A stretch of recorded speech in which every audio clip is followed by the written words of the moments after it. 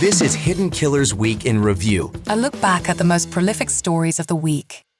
This is the Hidden Killers podcast with Tony Brueski. Featuring author, psychologist, and daily contributor, Siobhan Scott. Looks like someone is getting some relief in the allegation case against Rex Heuermann, of course, accused of being the Gilgo Beach serial killer, Long Island serial killer.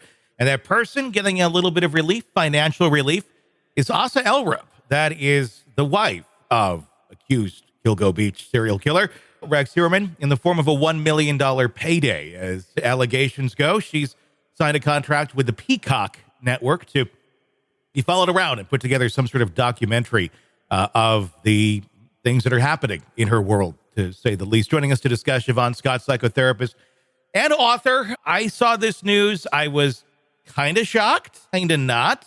It seems kind of par for the course for bad decision-making. Yeah. Or is it bad decision-making? The optics look pretty bad, especially if you're a victim family and you see, oh, the wife is making $1 million in the middle of all of this? What are your thoughts?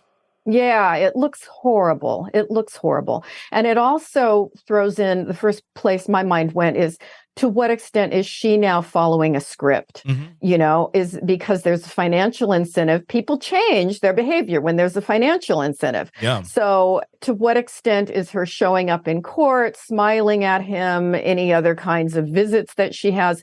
Is this all just for the purpose of the documentary? And what is reality here? And I think that's one of the problems with having this kind of payout for, you know, supposedly telling the true story. It's probably not the true story. It also made me wonder, you know, because she consistently seems to be making such terrible decisions, to what extent is she got some mental health problems here? You know, it's not looking good on her end at all. No, without a doubt. I mean, is that kind of what is part of at play here? Though, is this someone who has been removed from reality for quite some time, far prior to Rex Heuermann having these accusations made against him? I'm just wondering how much of a bizarro world this woman has been living in for quite some time. And while these actions now to us seem kind of crazy and pretty out there and extreme and deaf to the optics of what's going on around her, I do wonder, if we were to take a deeper dive, if we would have seen a lot more of this type of behavior before any of this even happened. Yeah, it feels to me, just kind of going on a gut level, that there's a lot wrong. And her thinking may not be very grounded in reality, and maybe hasn't been for years. And is that because there's a history of trauma, or does she have other mental health conditions going that allowed Rex to get away with a lot of, you know, awful behavior that we suppose it's possible, if he's guilty, he got away with a lot of things that she just didn't see. And so there could be layers of things wrong with her that we don't know about. Sure. And again, why isn't she being questioned more closely? Has she been? She certainly wasn't initially. You know, the filing for divorce immediately after his arrest, that made sense. I think we all could go, yeah, if I were in her shoes, I would do that. Sure.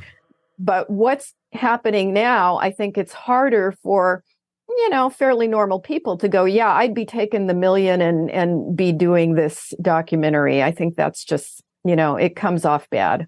One of her attorneys has even stated recently that she believes that her husband is innocent and she needs to see these things for herself. It wasn't just the comment of she needs to see these things for herself, but I guess, a change of heart. We've never really heard her completely say, we think he's guilty, but the fact that she filed for divorce within 7 days kind of made us think maybe she thinks that he's guilty. Maybe a change of heart here. Has time made the heart grow fonder, or is it a $1 million check from NBC Universal and Peacock to say, hey, we're going to follow you around. Let's make this dramatic. Yeah, I hate to be cynical, but I think it has more to do with the $1 million check. That would be my guess, that, you know, there's been a suggestion that if you go in with this assumption of his innocence, and then you go through the trial and all the drama, and we talk to you about all of this, and, you know, it feels scripted and it feels off. and artificial. Is there ever... Sick of the ads? We are too. Start listening with no commercials now and get access to all of our episodes in advance of everyone else. Become a True Crime Today Premium Plus subscriber on Apple Podcasts. Search True Crime Today Premium Plus on Apple Podcasts or go to our podcast page and sign up now. True Crime Today Premium Plus. Sign up now.